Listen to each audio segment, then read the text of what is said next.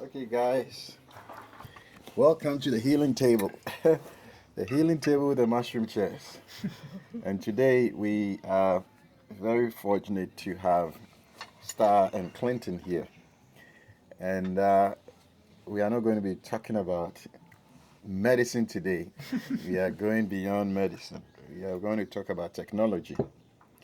Um, so Clinton will share some information with us. Starr is our guest MC, so she'll be doing the interview.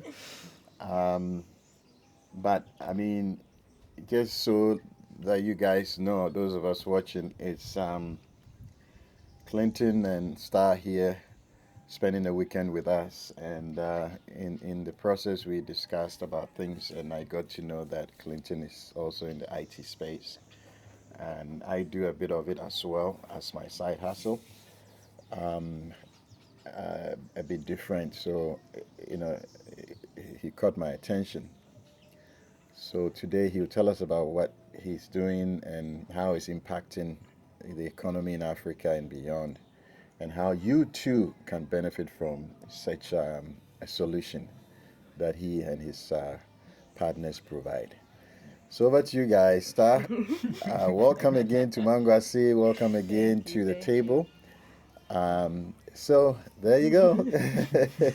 Okay, so Clinton, can you Yes. start with an overview and just tell us what you're building? Okay. Or So Aku is a consumer fintech product. It's essentially an easy way for you to be able to, so individuals, businesses, to be able to send money across Africa.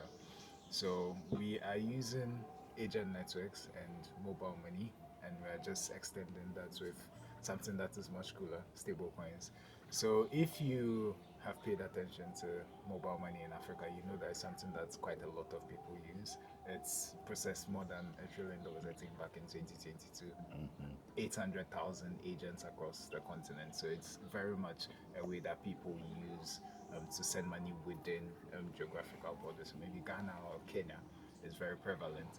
But you find that if you want to send money out of a particular African country, it becomes much harder. If you're using banks, for example, it takes anywhere from 3 to 14 days, and they're charging you anywhere from 10 to 20% to deliver that money. But we realized that if you add stablecoins into like the mix of mobile money, you essentially get money that is borderless. So our agents are essentially helping you convert your fiat to stablecoins, and then stablecoins, which are essentially digital dollars, moving on the internet, they are borderless. So you can then send that money from Ghana to Nigeria for less than a cent, sometimes as quickly as seconds, or sometimes maybe a couple of minutes. But yeah, it effectively just fixes the problem of being able to send money across borders easily and for cheap. But yeah, that's effectively So, what so we if I may jump in, so when you say stable coins. coins, Yeah. tell us. So some of us, old school, we are so behind with these technologies and stuff. So you're the young ones who really get us going. So tell us about stable Stable coins. currency and all that stuff. Okay, so crypto started out with, I would say, the early versions were stuff like Zcash, but I feel like the very first big one that people know a lot about is Yeah. Bitcoin. Mm-hmm. So Bitcoin is essentially a cryptocurrency. It fluctuates in value. And the person who made Bitcoin, Satoshi Nakamoto, he's a pseudonymous creator, vanished. Some people are speculating that he might even be dead. Okay. But he essentially created it because he felt like the Fed in the US was printing a lot of money, Money. and that it Yeah. was going to be a problem Yeah.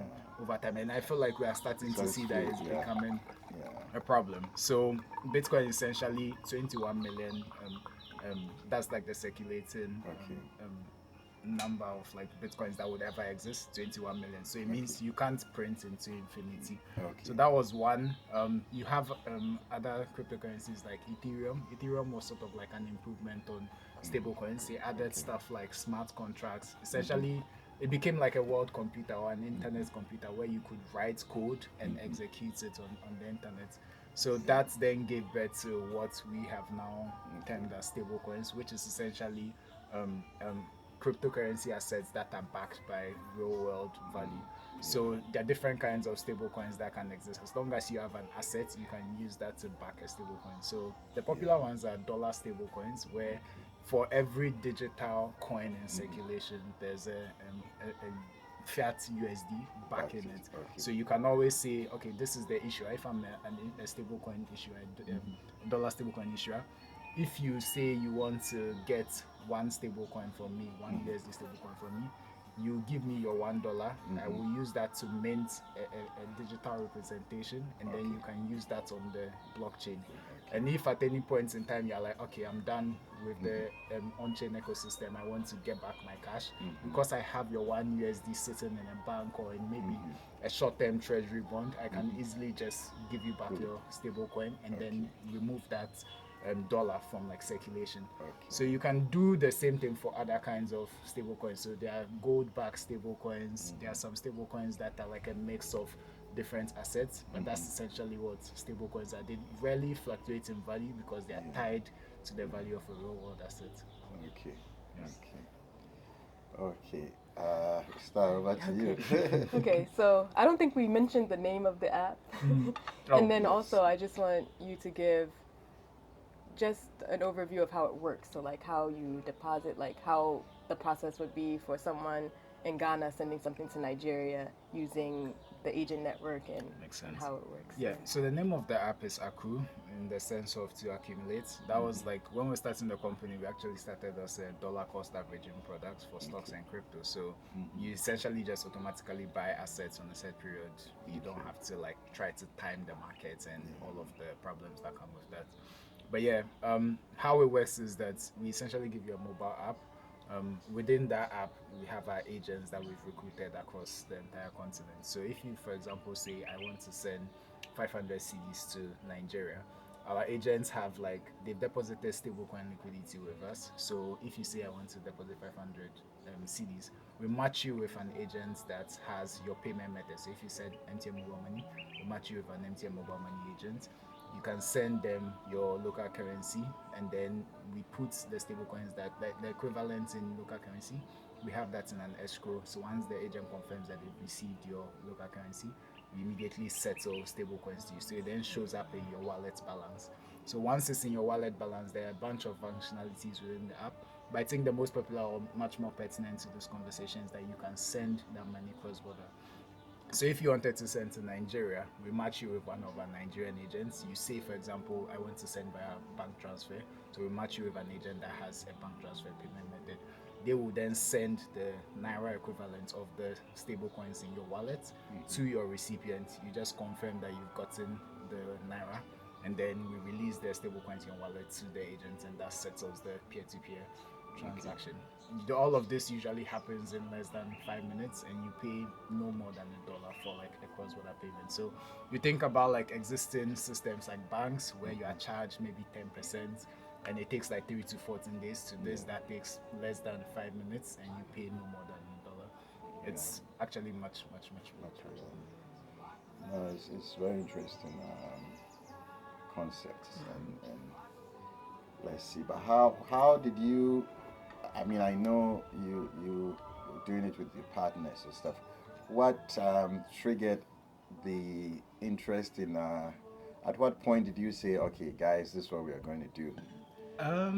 I think we sort of stumbled into it. Like I said, initially we were building a dollar cost averaging product.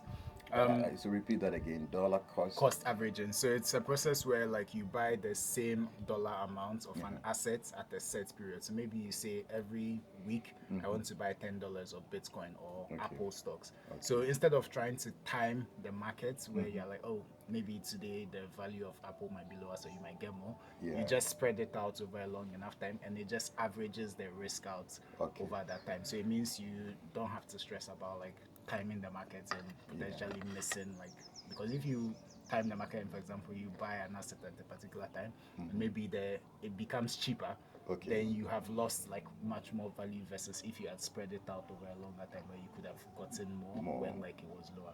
But yeah, that was dollar cost averaging. I think for us what we didn't realize was that a lot of Africans don't have like disposable income to sort of put into investments. Investment, yeah. So trying to build a big sort of venture-backed business out of that, we realized it wasn't going to be something that would work out. One thing that we then decided to pivot and add was USD savings. So like dollar stable coins, you can earn yield around maybe 4 to 5% at the moment. Okay. We also added that, but it came back to the same problem that people just don't have yeah. disposable income Yeah. to make that a big business. So at that point, we were like, okay, we need to essentially audit the business and try to see what is actually working, or we're effectively going to go out of business. And I think the one thing we realized was that CashRamp, which is the agent network, it had gone from around 4% of our revenue base to around 60%. So we're like, okay, clearly something is working here. This is something that customers like. So we decided to just reorient the entire company and focus on that. So CashRamp was something we built specifically for Ghana. The company started in Nigeria, but we're expanding into Ghana. Ghana doesn't have like a lot of crypto savvy people. It's also like a very nascent tech ecosystem. So we realized that if we're going to be building like a dollar cost averaging product, we needed to make it accessible to Ghanaians. So we couldn't tell them, oh, go out somewhere, go and find stable coins and bring it onto our app. So instead, we are like, why don't we recruit agents? They do the legwork of sourcing the stable coins and we just match them to people that are less crypto savvy.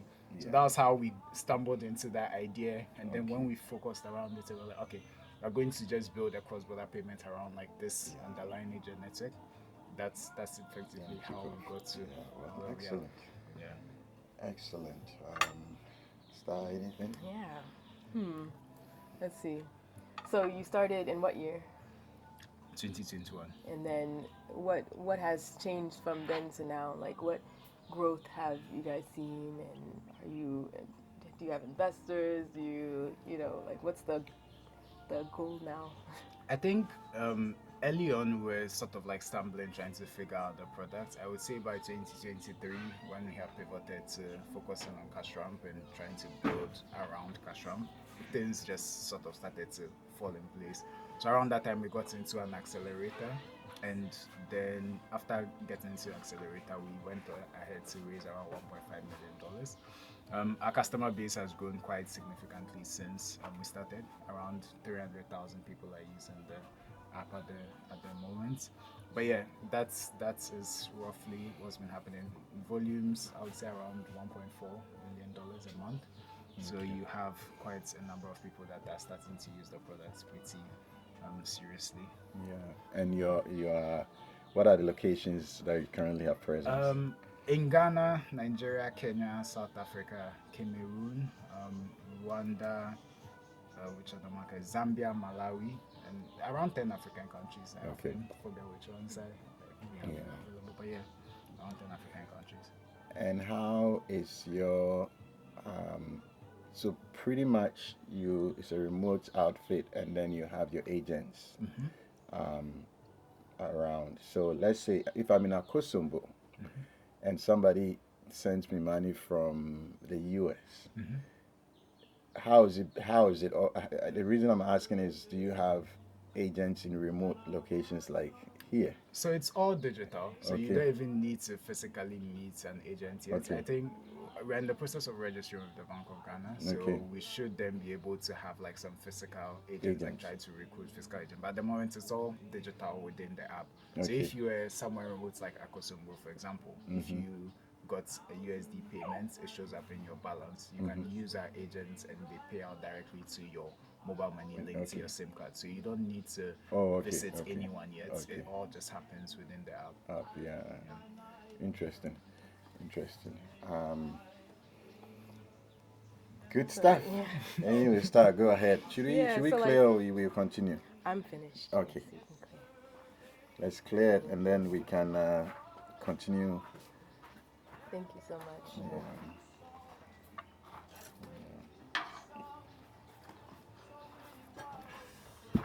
It's true, idiot. Oh. It's not done yet. Oh, on you. Yeah. Might as I well. love the pineapples. Thank you. Yeah. That was an interlude. Yeah. So, what is the future? What next? I think for us trying to scale up the agent network, I feel like Star mentioned, we've sort of seen that this is quite a painful problem for a number of people. The Yeah. product is growing pretty well, so it means like there's a market for it. So Yeah. we effectively just have to make more people know that this is There's like, something that yeah. exists and continue to make the Yeah. product better. I think for me, my hope is that by the end of the decade, this becomes a way for Africans to Okay. effectively move around the continent with Yeah. a single balance. So we've had that quite a bit where like some of our customers are traveling the continent, Continent, yeah, more. Nigeria, Yeah. Kenya, and then they are delighted that they only need to have like this app and then Yeah. this have like some money within the app and they're effectively able to spend wherever Yeah. they end up. So I hope that is something that we are able to just spread widely across the continent, such that if you're moving around, all that Yeah. you need is a single stablecoin balance, and you can pay anyone, you can get paid. Yeah. I feel like that is going to be transformative for the continent in general, in many dimensions. So, for example, with trade, we find that Africa has one of like the lowest intra-continent trade, sitting Yes. at around 14%. So imagine getting that to 60, 70%, where, for example, you have a videographer in Nigeria that is able to interact with maybe an artist in Ghana, they're able to collaborate, they're able to pay. Okay. They're, all of that just means that, yeah, the Africa just gets much better. You're Yeah. able to do much more, you're able to collaborate much more. I think another aspect is also when you start to see like money move across these borders, it starts to just eliminate the fact that oh, these are arbitrary like colonial era borders, Yeah. and that you can pretty much just move around pretty easily. You're interacting with the same Africans across all of these countries. I feel like Yeah. that should also help with, I guess, a lot of our Pan-African like ideals Yeah. and trying to make all of us feel like a collective and try to collaborate much better as a continent. But yeah, I am pretty much just excited for all of that, and also just like creating opportunity like jobs for like our agents and every other person that is paying or getting paid. Yeah. Oh, nice. Nice. Very dynamic. Aye. Okay. No, that is amazing, and we only wish you well. Make sure you keep going from height to height. The question I was going to ask: how do you anticipate, or how do you deal with competition? Because with technology, everybody is doing something. I think with competition, we just have to continue to pay attention to our customers' needs. I feel like if you are paying attention to your customers, you effectively are, if you're solving their problems well, there's very little incentive for them to move Yeah, away. move away. If, especially if like all other things are equal, you're providing a great service, maybe the user experience is great, maybe the fees are reasonable, you have great customer support, there's then very little incentive for your customers to Yeah. move away to other competitors. So for us, I think just continuing to listen to our customers, continuing to improve the product, continuing to make it affordable, fast, all of the things that our customers are interested in. I feel like that is going to continue to keep competition at bay. But yeah, I feel like competition is still just necessary for, Yeah. I guess, like the consumers. Yeah. The more products are working hard to like solve, the better it is for consumers, and we're happy to play our role in that Exactly. landscape. No, good stuff. So, with your customers, like, who is your biggest user base, or who do you see that uses the app the most? Or I would say Ghanaians and Nigerians. But that's probably also because that was where we launched. My co-founders in Nigeria, the company being in Nigeria, but also me living in Ghana and helping to like launch the product in Ghana. I think Ghana also, just like I mentioned, has a nascent tech ecosystem and nascent like fintech ecosystem specifically. So you find that there aren't a lot of products that do what we are currently offering for Ghanaians. So that is effectively why we continue to grow pretty strongly in Ghana. So yeah, I would say Ghana and Nigeria. Kenya is picking up nicely. South Africa as well. I think generally you can also sort of like map it to like the four big Big, yeah, countries on the countries, yeah. continent Yeah. that are also like increasingly tech savvy. So that is really where our customer base is. Fantastic. Yeah, it's amazing. is there anything that you see users doing that you didn't expect them to use the app for, or like you've evolved around? Like you said that you saw how people were using Cash Ramp more, so you started doing Cash Ramp. Like, is there anything else that happened along the way that you're now the product is more than just cash payments? I think the API. So at first we only started with like the consumer product, but we sort of realized that okay, if this is something that solves a problem for us as a business, allowing us to get paid by our customers or pay our customers wherever they are on the continent, other businesses might probably be interested in leveraging that same infrastructure. So one thing that we were like, we then extrapolated for that is that we need to build this out as like a programmatic interface for other businesses to use within their product. So it's been interesting seeing like quite a number of businesses start to leverage that infrastructure. So you have businesses like Opera. Opera is currently building a stablecoin wallet. They have customers all over the continent, and they use us pretty heavily to like pay and get paid by their customers. You have other like small internet-based businesses. I think one of our very first customers was a business that had like their customer base across Africa, and they wanted to get paid by these customers. I think at the point that we were reaching out to them, they were mentioning that they wanted to go set up like a company in Nigeria, etc., and start quoting like local PSPs. But because of the API that we provided, they no longer needed to do that. They could just remain in Ghana, get paid by their customers using local currency, like local payment methods, and then just get stable coins instantly for that. So I think that has been like an interesting part of our business that we did not expect when we were even like deciding to focus on cash flow. Very cool. Great, great. Well, on that note, Star, any other questions to add before we go? Final pitch. Why should people download? Yes. I think it really makes your life as someone that moves on the continent quite a bit, or someone that has roots in multiple places. So maybe you're an American Ghanaian or an American Nigerian, or you're a Nigerian Ghanaian. You have like roots in multiple places. You have family in different countries. This is an app that allows you to just move your money freely for low cost, pretty easily. So that's my pitch. Use Aku to make your life easier. Use Aku.com. Yes, use Yeah. Aku.com and make your life much easier with regards to just moving money around the continent for your friends, your business, whatever your needs may be. Excellent. Well, congratulations, guys. Yeah, I'm sold too. I'm signing up, guys. Sign up. But great. I mean, it's really good to see young guys like you doing things, making a change. So keep it up. And I think you're onto something. It only gets better. So we'll give you all the positive vibes and all the mangoasi energy, to keep you going. So I'm going to let me pause this because I don't know.